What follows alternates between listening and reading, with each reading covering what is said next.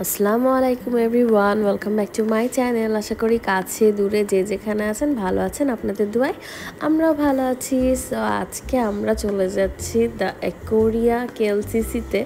দেখুন আরিশা বেবি কি সুন্দর করে তার মামার কাঁধে মাথা রেখেছে। আমার এই সিনটা দেখতেই ভালো লাগছিল, তাই আমি একটু ভিডিও করলাম। আর এই যে আমার দুষ্টুটা ওর মামার চশমার ক্যাপ পরে নিয়েছে। তো আগের দিন যেহেতু আমরা পেনাং থেকে অনেক জার্নি করে এসেছিলাম, তাই আমরা সকালে অনেক লেট করে ঘুম থেকে উঠেছি অ্যান্ড ব্রেকফাস্ট আর লাঞ্চ একসাথেই করে তারপর আমরা বেরিয়েছি। তো আমরা এখন কেএলএ ভিতরে চলে এসেছি অ্যান্ড দূর থেকে আমরা ওই যে নিউ টাওয়ারটা দেখতে পাচ্ছি, তারপর টুইন টাওয়ার দেখতে পাচ্ছি। আর এই যে আরিশা, ও গাড়িতে অনেক কান্না করছিল, তাই ওর বাবা ওকে শান্ত করার চেষ্টা করছে।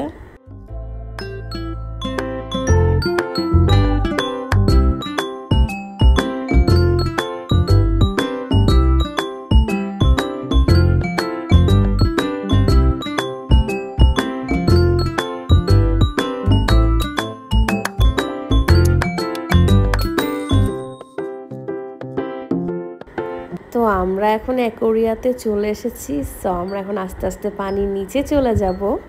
তো ভিতরে এন্ট্রির জন্য এখান থেকে টিকিট কাটা লাগবে। তো সাবির এখন টিকিট কাটতে যাচ্ছে। বাট ভাই রে ভাই, আমি এখানে টিকিটের দাম শুনে জাস্ট অবাক হয়ে গেছি। আমাদের এই কয়েকজনের 10,000 টাকা লাগছে ভিতরে যাওয়ার জন্য। 10,000 টাকা, আসলে জায়গাটা যেমন টাকাটাও তেমনই লাগছে আর কি।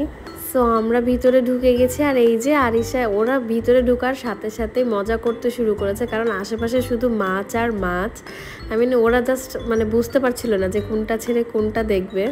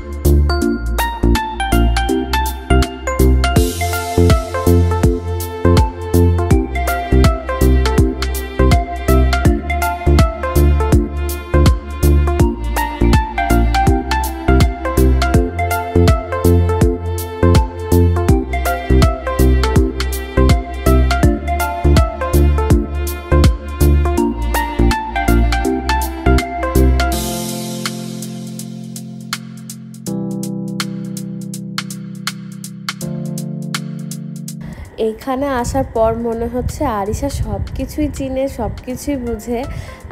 ও আমাদের হাতই ধরছে না, ও নিজের মতো করে ঘুরে বেড়াচ্ছে, আশেপাশে মাছ দেখে বেড়াচ্ছে, যা যা আছে সব কিছু ও নিজে নিজেই উপভোগ করছে। আর ও সারিশা হওয়ার পর ওরা সামিরকে তেমন একটা কাছে পায় নাই, কারণ সামির তো মালয়েশিয়াতেই থাকতো। বাংলাদেশে কয়েকদিনের জন্য গেলেও তো ও তো ওর বাসাতে থাকতো, ওদের সাথে হয়তো বা একদিন বা কয়েকদিন পর পর দেখা করতো। তো সেভাবে সামিরের সাথে ওদের বন্ডিংটা ছিল না। বাট মালয়েশিয়া আসার পর অল্প কিছু দিনের মধ্যে আরশ আর আরিশার তার মামার সাথে এত সুন্দর বন্ডিং হয়েছে। এখন ওরাও মামাকে ছাড়া কিছুই বুঝছে না। আর সামিরও, ওদের প্রতি ওর অনেক মায়া লেগে গেছে আর কি।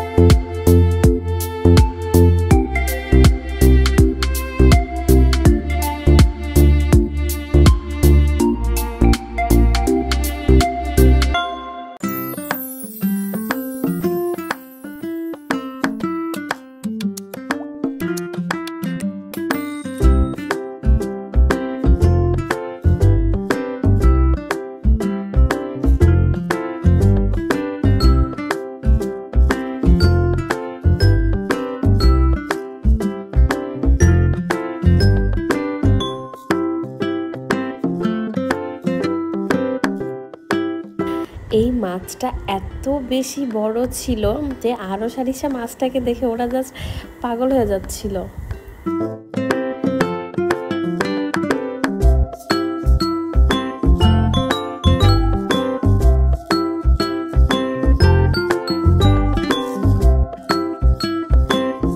ফার্স্টে তো এটাকে দেখে আমি কুমির মনে করেছিলাম, বাট না, এটাও এক ধরনের মাছ।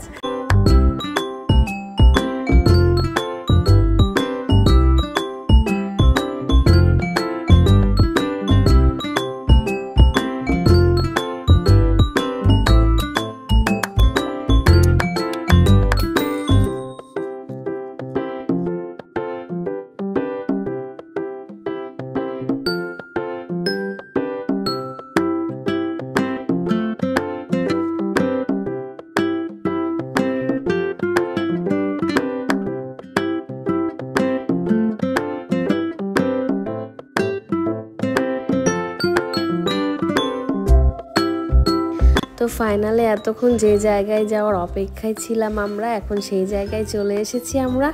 আমরা এখন চলে এসেছি আন্ডার ওয়াটার অ্যাকোরিয়ামে।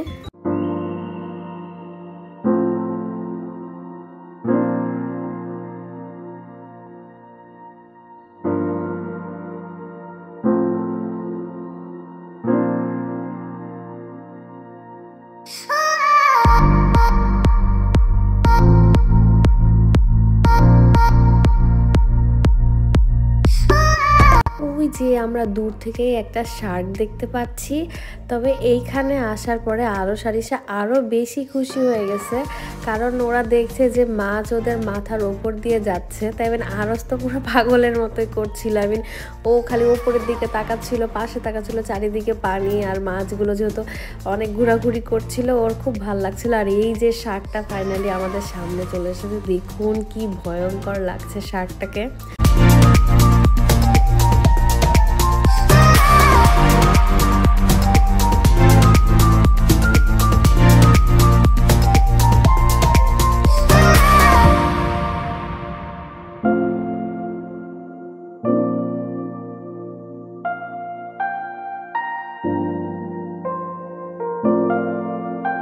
আর এই যে এই মাছটা যখন আমাদের ওপর দিয়ে যাচ্ছিল, তখন জাস্ট মনে হচ্ছিল যে আমাদের ও মাথার উপর দিয়ে একটা প্লেন চলে যাচ্ছে। পুরো এরোপ্লেনের মতো লাগছিল মাছটাকে।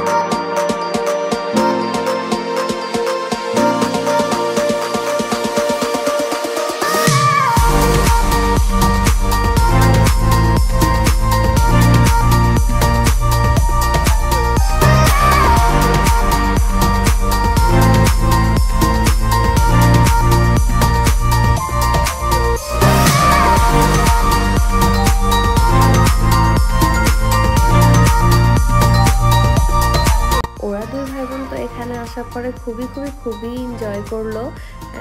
ওদের এনজয়মেন্ট দেখে আমাদেরই অনেক ভালো লাগছিল।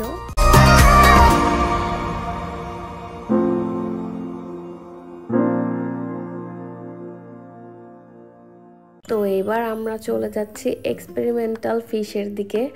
এখানে যেগুলো মাছ আছে এগুলো সবই এক্সপেরিমেন্ট করা।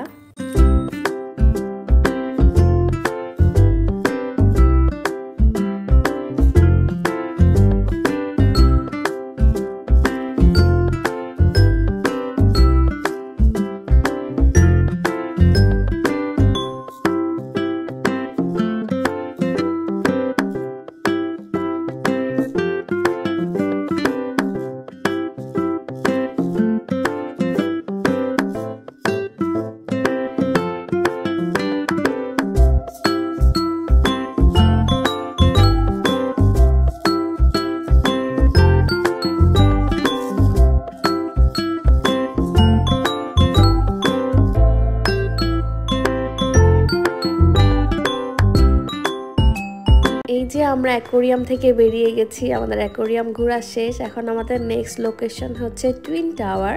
তো ফার্স্টে ভাবলাম আমরা একটু হালকা পাতলা কিছু স্ন্যাক্স নিয়ে নিই। তো এই যে সামিন আমাকে স্টারবাক্স থেকে একটা কফি কিনে দিয়েছে, আর এদিকে আমরা হালকা পাতলা কিছু স্ন্যাক্স নিচ্ছি। বাট আজকের এই ভিডিওটা আমি এখানেই শেষ করছি, দেখা হবে আবার নিউ ব্লগে। ততক্ষণ পর্যন্ত সবাই ভালো থাকবেন, আল্লাহ হাফেজ।